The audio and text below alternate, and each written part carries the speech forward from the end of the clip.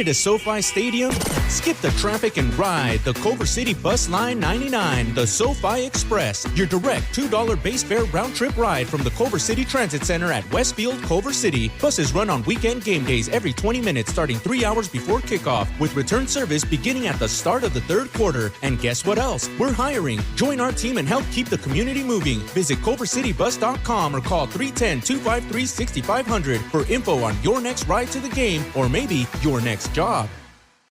Good afternoon. Getting right down to business here. We're doing it live, doing more at 4 weekday afternoons, right after Guy Benson at 3 and just before the 790 KBC News Blitz with Randy Wang at 5. Mottek On Money, live on the air, 790 KBC, streaming live online worldwide at kbc.com. The on-demand Mottek On Money podcast, kbc.com, Apple, iTunes, YouTube, all your favorite podcast platforms. Some breaking news here to start this hour. President Trump says Israel and Hamas both have signed off on a first-phase Gaza peace plan. The president announcing moments ago that Israel and Hamas have both signed off on the first phase of the peace plan. He says this means that all the hostages will be released very soon and Israel will withdraw their troops to an agreed-upon line. The president making this announcement on the social media site Truth Social. President Trump, in his words, considering traveling to the Middle East in the coming days, according to the White House. We'll continue to follow that breaking news this hour. Stocks, meanwhile, moved higher today with the rally mode continuing. The NASDAQ at a record high again today, up 255 points at 23,043. Yep, you heard me, the NASDAQ above 23K for the first time. The S&P 500 also gained 39 points today to 6,754. The Dow slipped 1 point at 46,602. Gold, meanwhile, continues to grab attention, continuing its record-breaking rally after topping $4,000 an ounce for the first time yesterday. Gold right now hovering at around $4,041 an ounce. Got close to $4,100 an ounce earlier. Gold surging to record highs. We also got the latest signals from the Federal Reserve today saying the Fed officials would likely need to cut interest rates over the remainder of the year. Most of them said that because of worsening labor market and diminished risks of inflation, according to the notes from the last big Fed policy setting meeting. I'll discuss gold and the Fed with AXEL MERK later this hour, President and Chief Investment Officer at MERK Investments, which includes the VanEck MERK Gold Trust ETF OUNZ. He's also an economist and author of the book Sustainable Wealth. A lot of talk nowadays about whether we're in an AI bubble or an AI boom. We'll talk more about that coming up here shortly. Looks like NVIDIA kissing record highs today at more than $4 at $189 and change earlier this week. We did see OpenAI, a company that has not turned a profit, spending billions building out data centers. The company inked a multi-year, multi-billion-dollar deal with AMD that will see the chip maker provide next-generation GPUs to OpenAI, which will also have the chance to purchase up to 10% of the company. NVIDIA, in turn, is pouring $100 billion into OpenAI, which is also a major customer. Tesla, back in the news this week, unveiling lower-cost versions of its best-selling SUV and sedan this week. Tesla stock's been up and down this week. Looks like moving higher today. On the bombshell announcement today, the 29-year-old man has been arrested on charges of maliciously starting the fire, which turned into the deadly Pacific Palisades firestorm in January. That's big news today. I'll talk about that later this hour with the Honorable Dennis ZINE, former Los Angeles City Council member and retired LAPD sergeant with more than 50 years of service to the City of Angels. But let's get right to it here on Your Money, the markets, the economy, AI, crypto, and the whole works. Joining us live now is the one and only Daniel Ives, Managing Director and Global Head of Technology Research at Wedbush Securities, also serving as Board Chair of 8Co Holdings. Daniel Ives, thank you very much for coming to the line here this afternoon. Great to be on, as always, with you, Frank. Wonderful to have you with us here. Take it from the top and give us your reaction to the NASDAQ powering up to another record high here today. I mean, Frank, this is a bull market. I believe we're still only in the second, third inning, because as the AI revolution takes hold and you see more and more spending, I mean, I think NASDAQ 25,000 is something that we could potentially see by the end of the year. See it tonight, read about it tomorrow, but hear it now on Mottek On Money on 790 KBC, live on the air with Daniel Ives at Wedbush. Daniel Ives, are we in an AI bubble or an AI boom at this point? Look, it's an AI boom. I mean, look, I get the bubble fears, but the reality is that the spending today, it's just starting. I mean, we're going to have more money spent in the next 2 years than the last 10 when it comes to the tech build out. And of course, that will also include things on the energy side, and a whole lot of the derivatives around software and the rest of the tech stack. But Frank, that's why, I continue, and me and you've talked about this, for a long time. This is a tech boom. It's a fourth industrial revolution. This is not a bubble. I think it's much more of a 1996 moment than a 1999-2000 bubble moment. On the line with Daniel Ives. And Daniel Ives, let me ask you this. You've been following Tesla very closely, and their big announcements this week. What about Tesla here? Look, I mean, you had some new vehicles introduced, called sub 40,000 in terms of the Model Y, the next versions. Frank, I mean, it's a step in the right direction, but the reality is this is an AI story going forward. It's about robo-taxis being deployed in 30 cities. It's about robotics in terms of humanoids that ultimately, when it comes to Optimus, that are going to be the future. And I continue to think, I mean, Tesla, along with NVIDIA, the two best physical AI plays in the market. Is Tesla on the verge of a grand AI transition? We've seen some write-ups about that lately, and maybe even getting away from cars at some point? Look, I think this is an AI play. In other words, the future for Tesla is about AI, less about vehicles in terms of ultimately how it all plays out. And that's why Musk is wartime CEO right now. He's focused on building the AI future. And to me, that's the growth. All right, so we got these, another write-up. Tesla is a cheaper car company again. Is this going to move the needle with what they announced this week? Look, I think it's going to help demand into the next, call it 6, 9, 12 months. Look, you need more. I ultimately believe the Roadster, and you're going to have some other vehicles come out. But I think it's all just steps in the right direction to leading what I believe is going to be a grand 2026 for Tesla. We're speaking on a week in which gold continues to hit eye-popping highs. Got close to 4,100 here today at last glance, and Bitcoin also hit an all-time high above 126. What are your thoughts on the analog gold and digital gold here? Look, it's bullish on gold and obviously very bullish on Bitcoin as well as Ethereum, right? I mean, the view is that especially in this regulatory environment, I think Bitcoin, like we've said, we could see 250,000 ultimately, as you look over the next, call it 12, 18 months.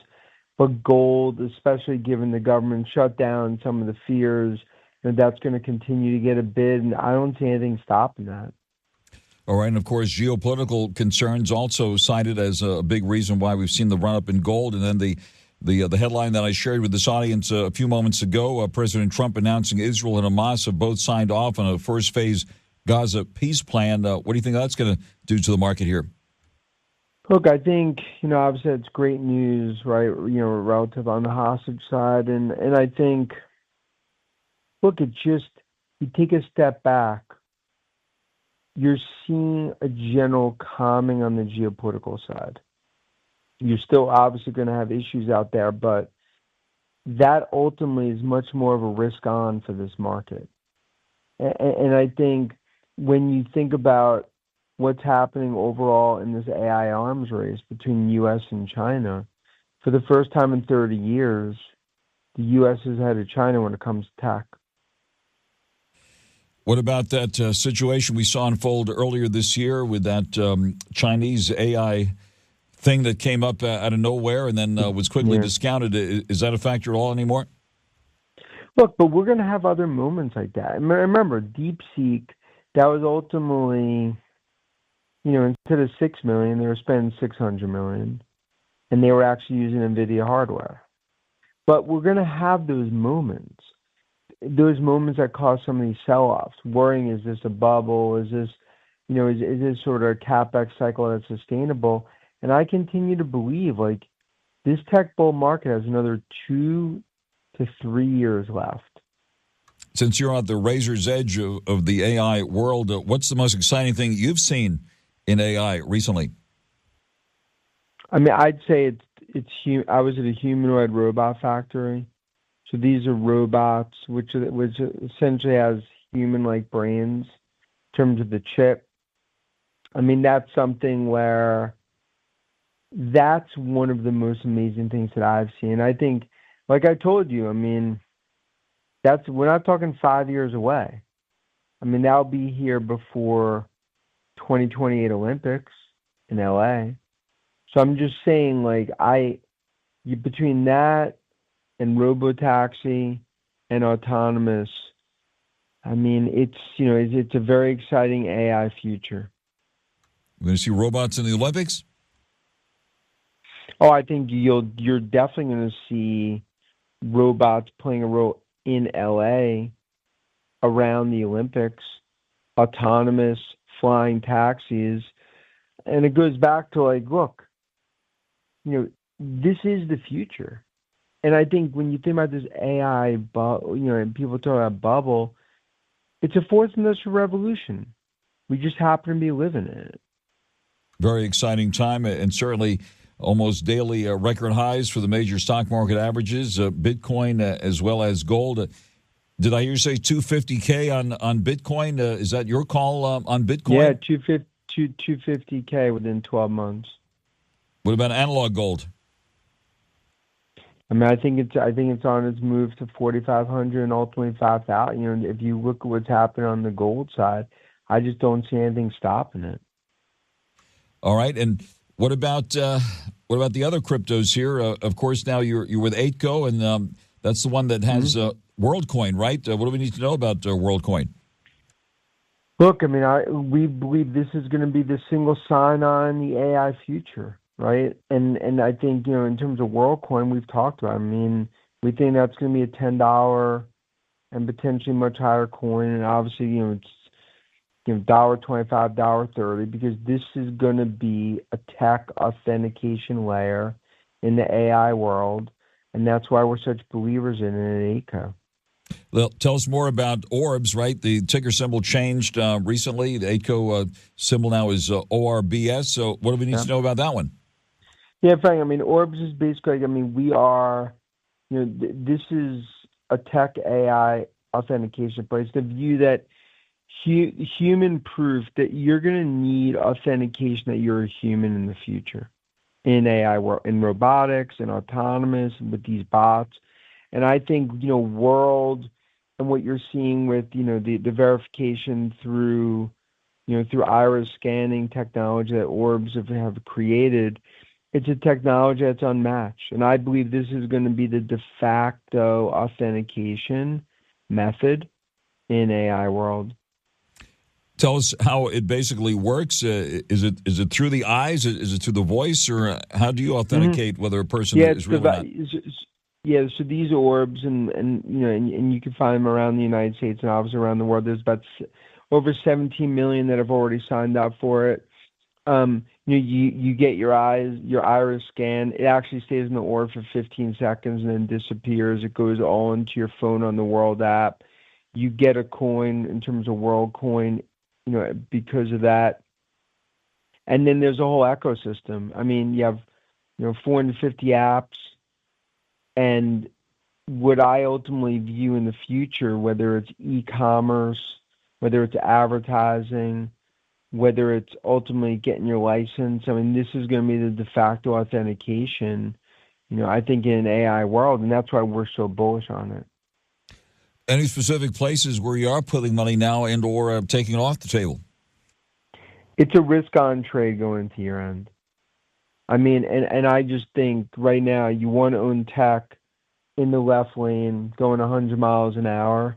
I mean, look, you'll hit some speed bumps, and maybe you get you get a speeding ticket and a few points in your license.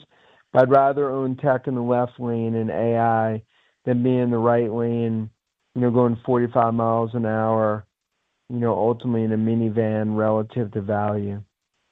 You see any flies in the Chardonnay at all, based on what we heard from the Fed and the signals on the economy. Of course, the government shut down. We didn't get the latest jobs report.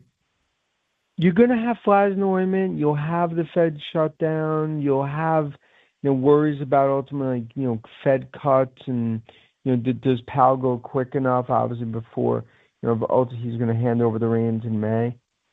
But Frank, to me, it's not enough that get off the bull train.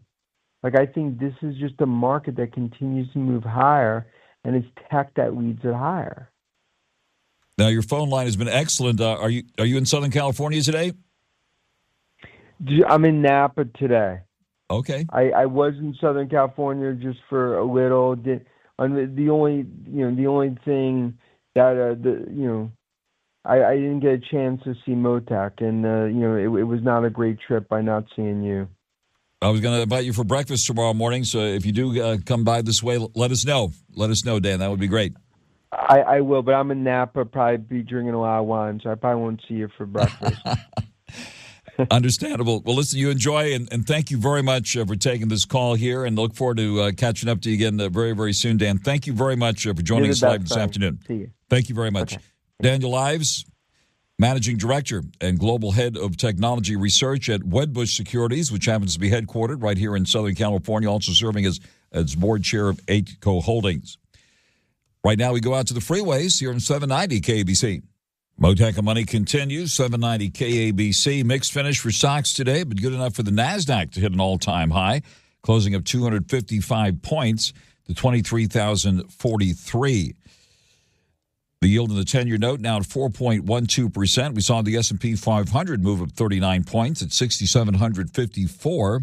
The Dow pulled back 1 point at 46,602. All of the major averages at or near record highs.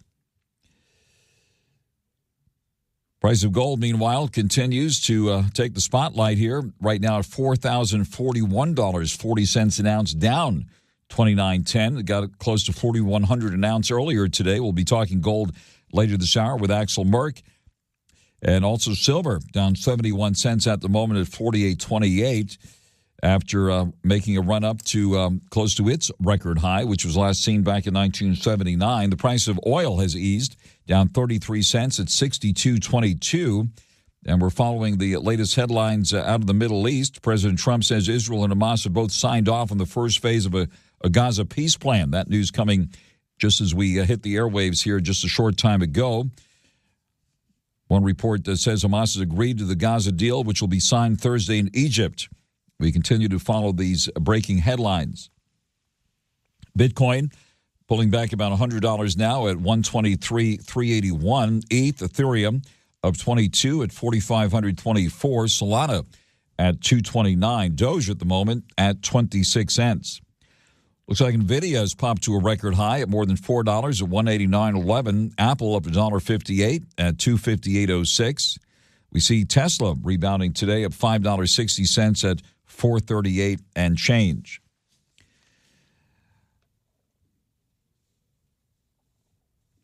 Taking a look at Cardano. That one also making a move on the upside today, right now at 84 cents. Bitcoin at the moment is at 123,381. We, of course, saw it pop to an all-time high earlier this week, above 126.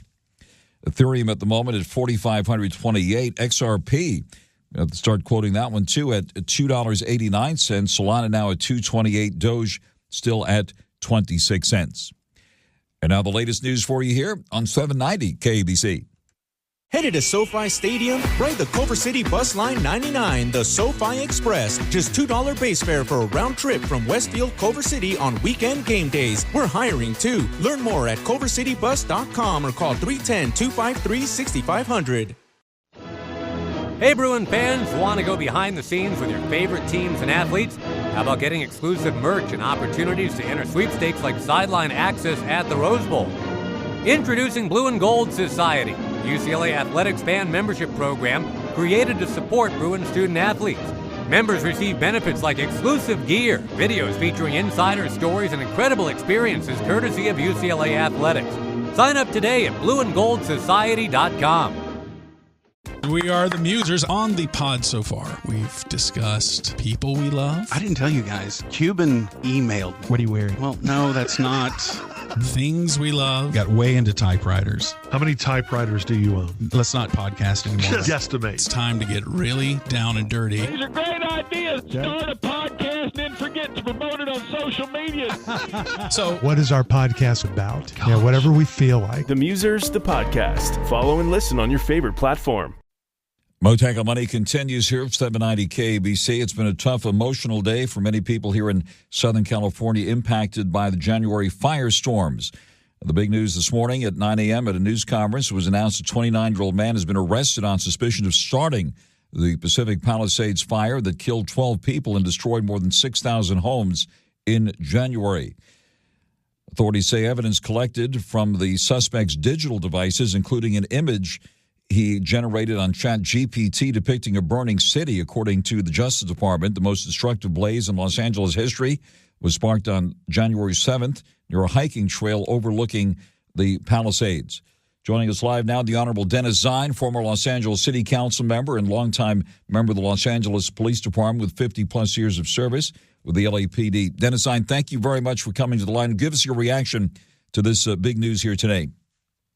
Frank, it is overwhelming appreciation for law enforcement agencies that work together to bring this case forward.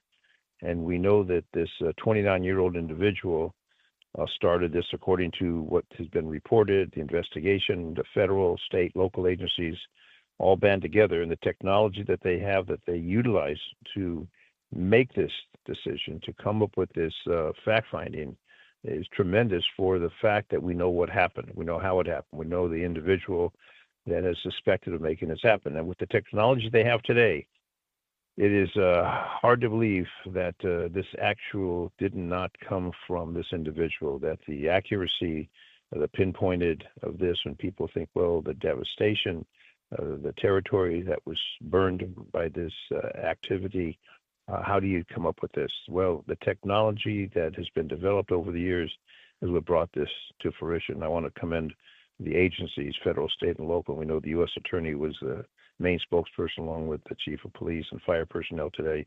I listened to that news conference, but it shows that the technology is there, and if people commit these heinous acts, there's going to be consequences. And I don't know how many years you have to be put in prison. I'm sure this individual, 29 years old, doesn't have the funds to cover all the damages, but probably spend the rest of his life in prison once his conviction takes place. And what I see as unrefutable evidence and information that this individual started this from all the information that was discovered during this intense investigation with multiple agencies, including the Los Angeles Police Department. So commend all these individuals for bringing this case to the public sight.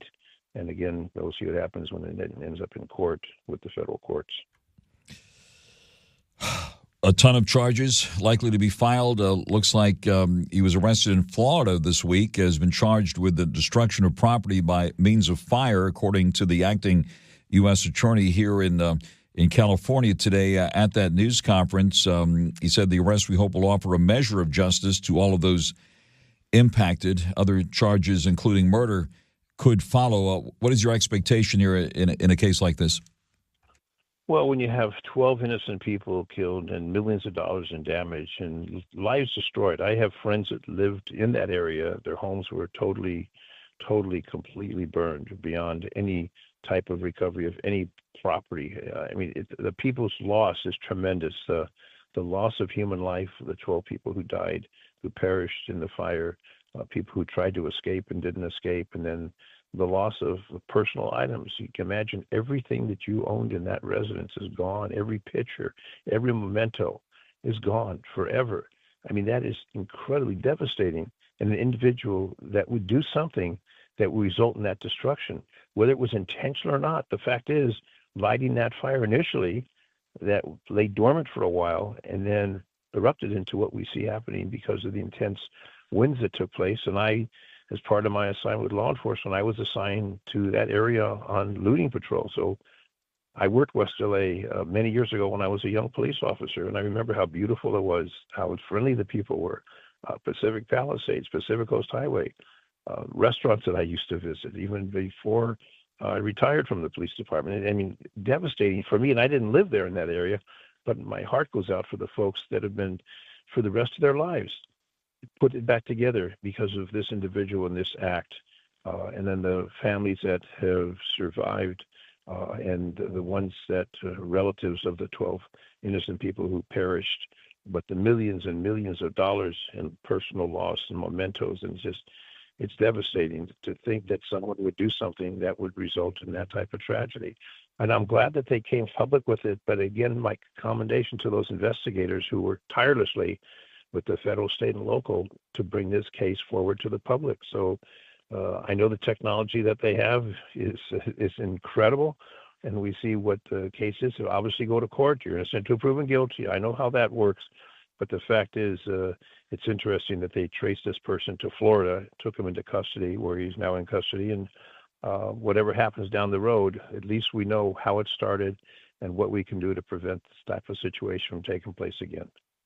Supposedly this guy was an Uber driver here and started the fire on New Year's Day, and it was quickly suppressed by firefighters. Continued to smolder underground in the dense vegetation, according to investigators, before flaring up again above ground in that horrific windstorm we saw about a week later on January 7th, when we had that horrific wind condition, which fanned the flames severely in that situation where it was like a hurricane, but except water, it was fire in that absolutely horrific situation there. And you saw the immediate aftermath of it. And God bless you for being out there, even to this day, as a reserve officer. You saw the devastation firsthand. And anything else you'd like to say about this, about the sick person who apparently did this? Well, for whatever his motivation, whatever his reason, the blood that was lost, people who died, the 12 people innocent people who perished, and those that have lost everything that they own, all their possessions. It's heartbreaking. Not to think that's a few, but you're talking hundreds and hundreds of people and millions of dollars in property. But it's just senseless loss of life because of some person's illegal activity, and it just.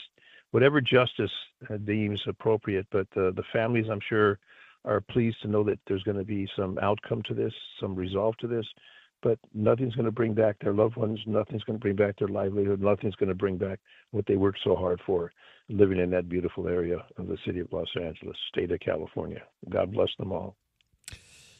On his phone, they supposedly found videos that he had taken of firefighters trying to put out the flames. So it looks like the investigators, in addition to everything you mentioned, have accumulated quite a bit of evidence on his own phone.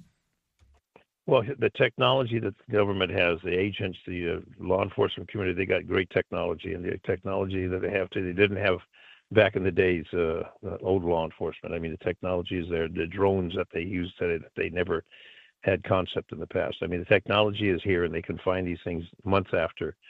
But to commend those folks from the federal, state, and local agencies, and our U.S. attorney here, who's been very active in prosecuting people who've done wrong, our district attorney, Hochman, what he has done to try and make it a safer place. So those folks in law enforcement and those folks in government service have done their job, and now we need to see what the courts are going to do. But nothing brings back the loss of life. Nothing brings back that property.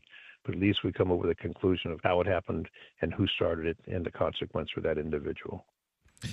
And now the painful recovery continues. I was just there again recently and saw the ashes still there along Sunset Boulevard, and the very slow rebuilding process of some homes being rebuilt, but a lot of evidence of this terrible disaster still there, of course.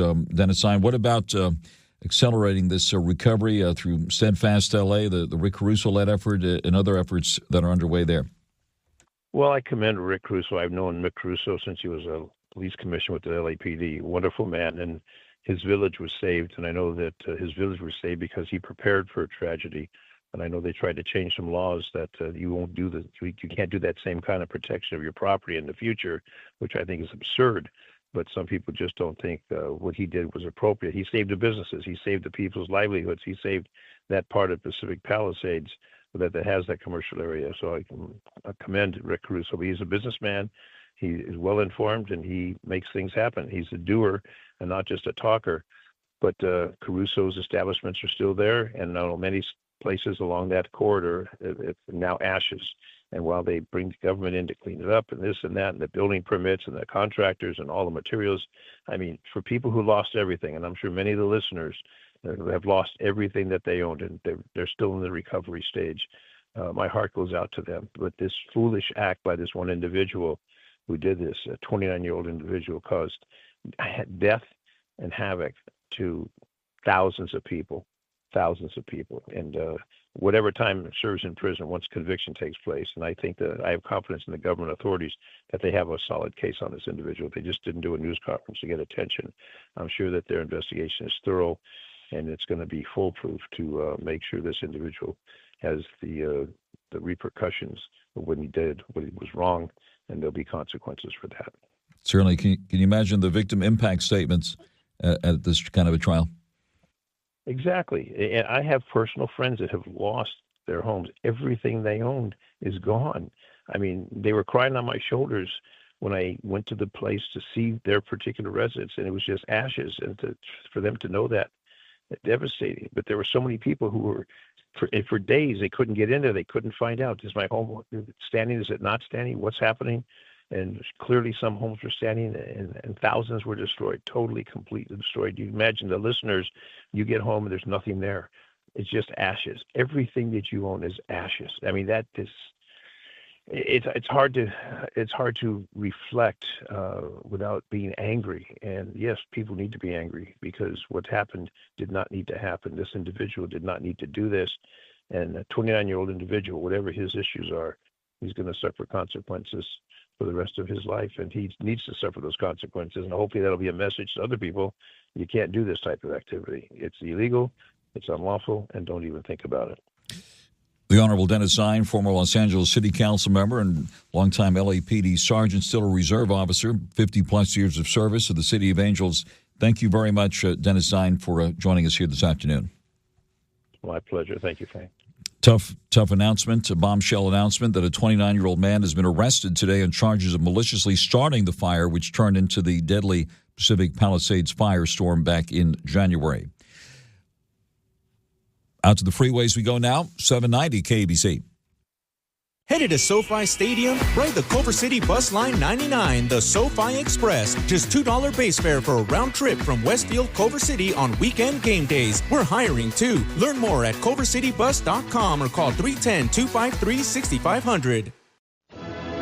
Hey, Bruin fans, want to go behind the scenes with your favorite teams and athletes?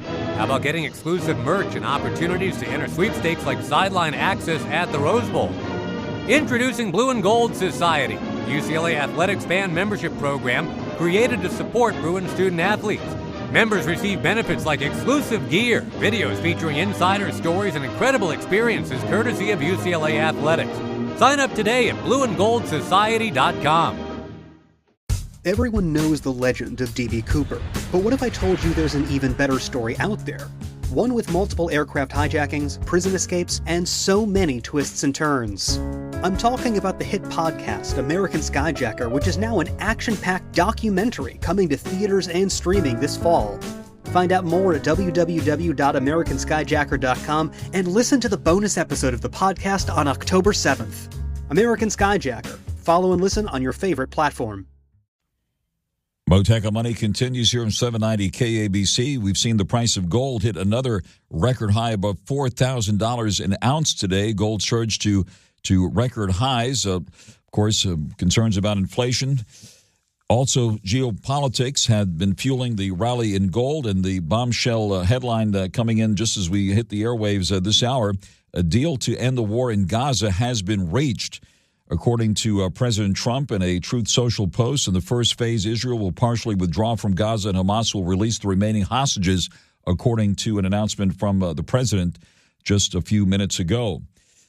The price of gold, which got close to $4,100 an ounce, has pulled back, apparently, on this news. And joining us live now is AXEL MERK, President and Chief Investment Officer at MERK Investments, which includes the VanEck MERK Gold Trust ETF, OUNZ. AXEL MERK, also an economist and author of the book Sustainable Wealth. AXEL MERK, thank you very much for for taking the call here on this big news and the reaction we're seeing in the financial markets. Give us an update now on what's happening with the price of gold as we follow these headlines. Well, sure. As you point out, price of gold had been reaching an all-time high, breached through 4,000 earlier this week, and it's pulling back right now. It's just a tad over 4,000. It's 4,007 as we speak. Quite volatile in a rather illiquid market.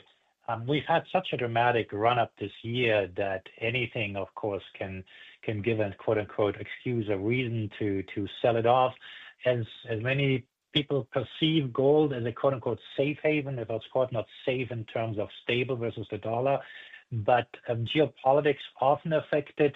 They tend to be short-term impacts. I don't think the world as a whole is going to dramatically change.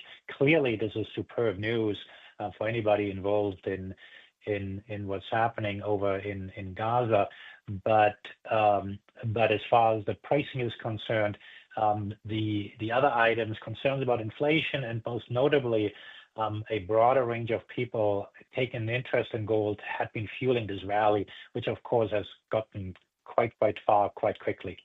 Right. Of course, you're also a veteran Fed watcher, and we did get the notes from the Fed's last policy setting meeting where the Fed policymakers in September said they were strongly inclined to lower interest rates, with the only dispute seemed to be over how many cuts were coming, according to the notes from that meeting.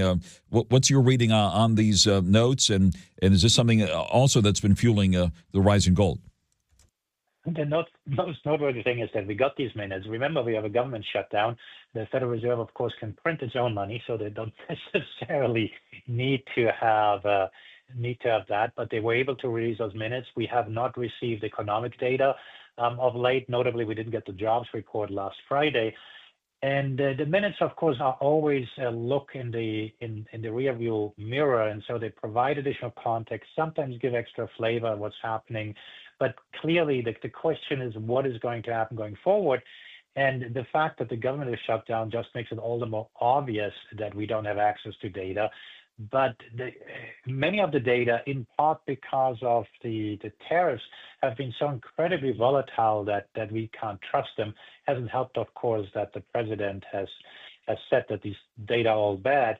And so the Federal Reserve has to provide some sort of framework in which it looks at the world. And keep in mind that Mr. Powell is a lame duck chair. And while, of course, he controls what I call the bazooka, he's going to be out in a few months. And so it is far more important of who's going to succeed Powell than what is written in these minutes. Very interesting. And based on your reading of all this, who do you think the Fed chair, the next one will be? Well, it's difficult to say. The key thing I think that many people agree on is that the administration should get out of criticizing the Fed. Part of the reason why the Fed is being criticized by politicians is because the Federal Reserve has gotten into politics ever since the financial crisis. And so to answer your question, you need somebody who takes the Fed in a different direction, that takes the Federal Reserve back to basics.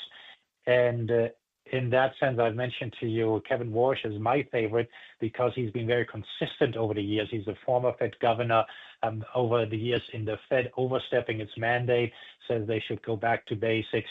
There are others like Kevin Hassett is a likely choice, and there it remains to be seen in which direction would take the Fed. But it is super important to watch. If we choose one of the more mainstream candidates, if one wants to choose it as such, just because of whether they're hawkish or dovish, we'll see more of the same with slightly different nuances. But if we want true reform, I believe we should get somebody like Kevin Warsh. All right, getting back to the price action in gold and silver, we see silver approaching the high last seen back, in 1979, right? What do you see ahead here for silver in all this? Well, silver lives in its own world. It has on the one hand, it's a monetary asset and goes up with gold, but it is so subject to the perception of how the economy is doing because of its more significant industrial use. It's much more volatile. And so it's very, very difficult to put a price target in it. It's noteworthy that in the sell-off that we have, note that this is after hours liquid, gold is selling off more than silver, which suggests that people just selling off here on this good news in Israel, what they can, because gold tends to be a tad more liquid in those after hours. Very difficult to say how it's going to trade tomorrow based on all this. It is always possible that a headline that is a negative for gold then provides a quote-unquote excuse to take profits, which is overdue. And that said, the underlying drivers that have helped precious metals more broadly are firmly in place, and I don't see that trend breaking anytime soon. All right, and how is the economy doing in your view? A lot of write-ups about softening job market and concerns out there related to tariffs and so forth. What's your assessment of the economy with the stock market at or near record highs, gold at or near record highs here? Give us your quick assessment here. Well, we have lots of cross currents. We have a Federal Reserve ever more micromanaging the economy. We would have had a recession long ago with banks mismanaging interest rate risks, as your listeners will recall. At the other end of the spectrum, as a business, because of the uncertainty, you do what you can do best, which means you contain your costs, which helps profitability. In the short term, people buy in anticipation of some tariffs. That's taken some spending up. But at the same time, of course, when you focus on costs, you'll have fewer employees potentially, so that's a headwind there. I still think all net we see significant headwinds. But again, the other counteracting current is deregulation. As we're heading into the midterm election, we'll probably see more announcements since we have an activist administration that will help growth. And so I am not going to have a crystal ball. As a gold investor, I see that all of this benefits gold. But as far as the broader economy is concerned, it's very, very difficult to say what that's going to mean for the next jobs report. Axel MERK, thank you very much for taking the call. President and Chief Investment Officer at MERK Investments, including the Van Eck MERK Gold Trust ETF OUNZ, live with us here on Mottek On Money on 790 KABC. Headed to SoFi Stadium? Ride the Culver City Bus Line 99, the SoFi Express. Just $2 base fare for a round trip from Westfield, Culver City on weekend game days. We're hiring too. Learn more at culvercitybus.com or call 310-253-6500.